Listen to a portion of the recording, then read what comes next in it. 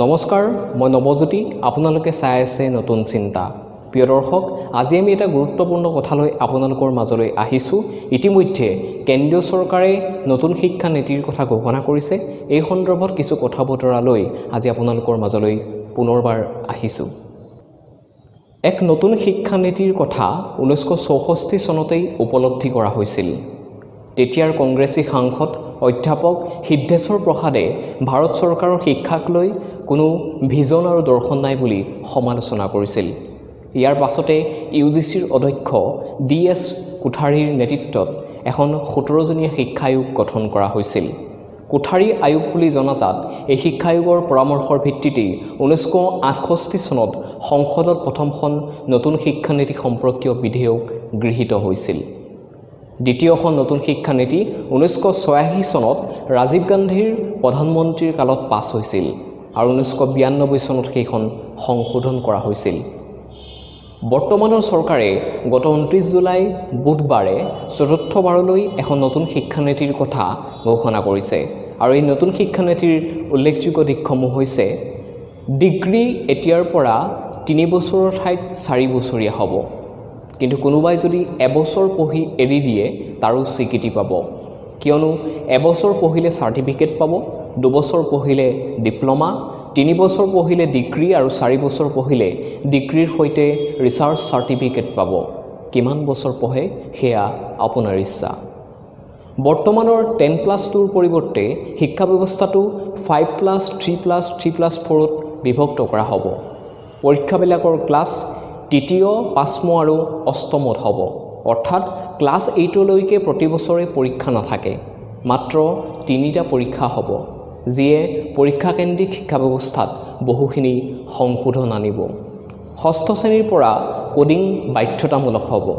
স্কুলতে বৃত্তিমুখী শিক্ষাৰ ব্যৱস্থা কৰা হ'ব। 5মান শ্ৰেণীলৈ যদি প্ৰয়োজন হয় 8মান শ্ৰেণীলৈকে মাতৃভাষাত পাঠদানৰ ব্যৱস্থা কৰা হ'ব। সকলো শ্ৰেণীৰেই সংস্কৃত ভাষা উপলব্ধ হ'ব আৰু মাধ্যমিকৰ পৰা বিদেশী ভাষা পোৱাৰ সুবিধা থাকিব। অৱশ্যে কোনো ভাষা বাধ্যতামূলক নহয়। IITৰ দৰে প্ৰতিষ্ঠানবোৰৰ সামগ্ৰিক শিক্ষা লাভৰ অনুষ্ঠানলৈ ৰূপান্তৰ কৰা হ'ব। অৰ্থাৎ বিজ্ঞানৰ ছাত্ৰৰ বাবেও কলাৰ বিষয় বা আন বিষয়বিলাকো উপলব্ধ হ'ব। সমগ্ৰ দেশত বিশ্ববিদ্যালয়ৰ নামভৰ্তিৰ বাবে এটাই প্ৰৱেশ পৰীক্ষা অনুষ্ঠিত হ'ব। নতুন শিক্ষানীতি অনুসৰি বিজ্ঞান, কলা, বাণিজ্যৰ ভাগ কৰা নাথাকিব। অৰ্থাৎ পদাৰ্থ বিজ্ঞান আৰু ৰাজনীতি বিজ্ঞান একেলগেই পঢ়িব পাৰিব। এতিয়াৰ পৰা নাথাকিব MPhil পাঠ্যক্ৰম। বিশ্বৰ শীৰ্ষ 100খন বিশ্ববিদ্যালয়ক ভাৰতৰ কেম্পাছ পাতিবলৈ অনুমতি দিয়া হ'ব। লক্ষণীয় যে কেন্দ্ৰীয় চৰকাৰে গ্ৰহণ কৰা এই নতুন শিক্ষানীতিক আদৰণি জনোৱাৰ সমান্তৰালভাৱে সমালোচনা কৰাও পৰিলক্ষিত হৈছে। কোনো মহলৰ মতে এই নতুন শিক্ষানীতিয়ে শিক্ষাৰ বাণিজ্যিকীকৰণ, ব্যক্তিগতকৰণৰ পথ প্ৰশস্ত কৰিব। শিক্ষাৰ অধিকাৰ আৰু সেৱাৰ পৰা পণ্যলৈ পৰ্যবসিত হ'ব। আৰ্থিকভাৱে দৰিদ্ৰসকলৰ বাবে উচ্চ শিক্ষা ক্ৰমান্বয়ে দুৰ্লভ হৈ পৰিব। ইতিমধ্যে নিউ লিবাৰেল আৰ্থিক নীতি গ্ৰহণৰ পিছৰ পৰাই দৰিদ্ৰ শ্ৰেণীৰ মেধাৱী ছাত্ৰ ছাত্ৰীৰ উচ্চ শিক্ষা হৈ পৰিছে আকাশ কুসুম।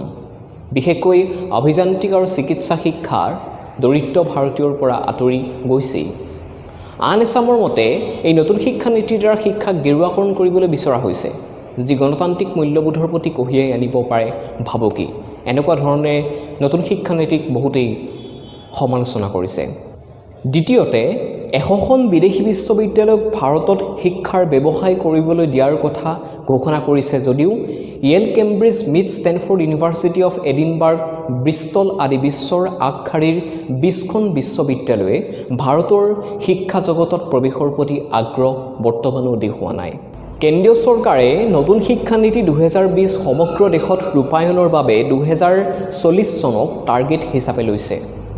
অৱশ্যে শিক্ষা যিহেতু কনকাৰেণ্ট লিষ্টৰ বিষয়, সেয়ে ৰাজ্য চৰকাৰৰ সহমত, সহযোগিতা আৰু দিহা পৰামৰ্শ অবিহনে নতুন শিক্ষানীতি ৰূপায়ণ কৰা সম্ভৱ নহয়।